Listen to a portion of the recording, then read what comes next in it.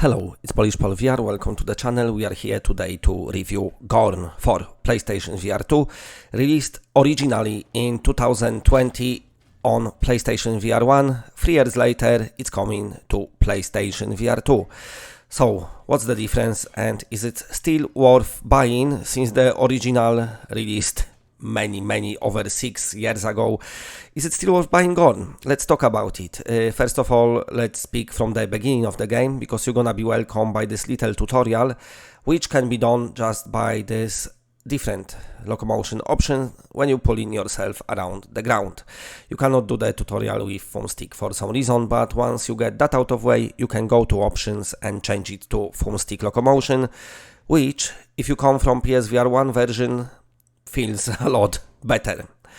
Also, you've got all the content which you had in PSVR1 version with, of course, better graphics. It's a super sharp game, but you can see through few jaggies here and there on the ground from the blood splats.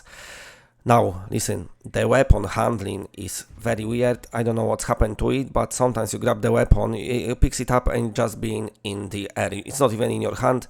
When you grab it, your hand disappears, of course, and then you've got the weapon. But when you start moving around with the weapon, it just seems like this weapon, in the motion, while walking or turning, let's say, it just seems like it runs like at 30 frames per second. I don't know why, but this is not a very great look.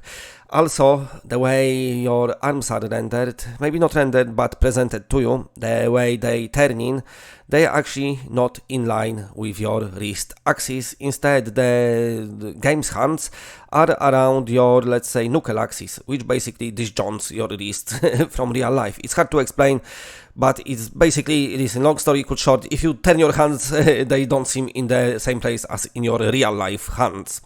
So that was a bit strange, and also something went really bad with audio, because the game seemed very quiet. I know Sony got this 3D audio going on, but especially the large arena, it seems so quiet. You only start hearing noises when you get closer to the opponents, and I can't remember this being a case in previous versions of Gorn I played, which is on pretty much every VR headset.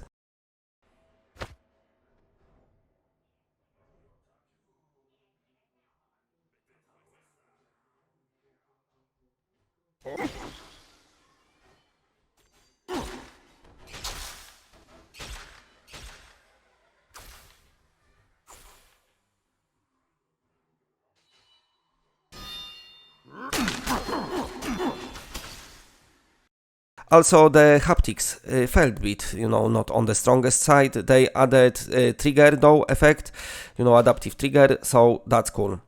Also, I mentioned locomotion option, so you can pull yourself around, which is the original locomotion option for Gorn. Something I used to play in past, but obviously now with less room and maybe being more tired lately, something I'm not using. But if you get hang of it, it's quite entertaining. But of course, most of you will be using foam sticks, so you can have smooth rotation or snap rotation. You can have headset orientated or hand orientated movement. Now, the snap rotation, it is what it is. Of course, it snaps you. That's when you press turn. The smooth rotation, it's turns smoothly, but unless I am very dumb, I could not find the option to switch off the massive, and I mean massive blinder.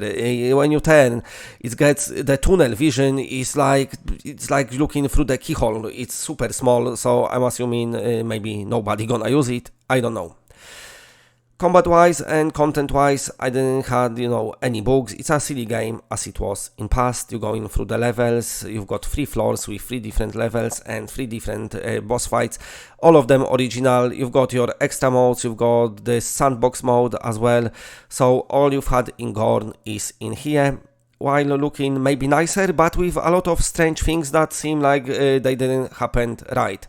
And now, listen. Gorn kind of shows his age. We've got, I'm coming off here from playing Saints and Sinners 2, of course, and 1 as well, PSVR 1 upgrade, which had this wave fighting arena mode with some awesome weapons and combat. And, comparing that to Gorn, definitely, the mid-grinder update what come out for Saints and Sinners 1, it's, it's so much worse in Gorn. It shows that this game is older. Even when you play the Swordsman, even though that's got more simplistic arenas, it's got better combat as well. Gorn is silly and sweaty fun. Many of you gonna find it entertaining. PSVR 2 version got some strange issues here and there. I still had fun, I still been sweating a lot, you know, make sure you set your Guardian properly, because this is a game that definitely gonna make you break something.